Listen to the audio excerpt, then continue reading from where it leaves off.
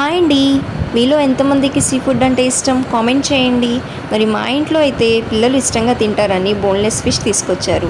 మరి ఈ ఫిష్ని నేను ఫ్రై చేయబోతున్నాను. మరి లేట్ చేయకుండా ప్రాసెస్ అయితే చూసేద్దాం.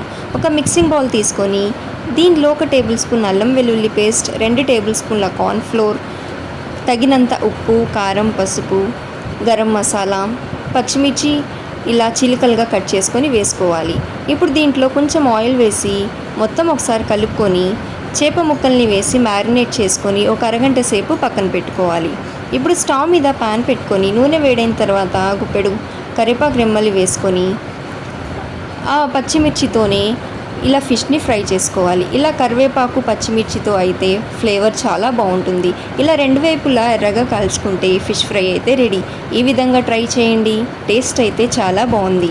మరి ఈ రెసిపీ మీకు నచ్చితే లైక్ చేసి సబ్స్క్రైబ్ చేసుకోండి. Thank you.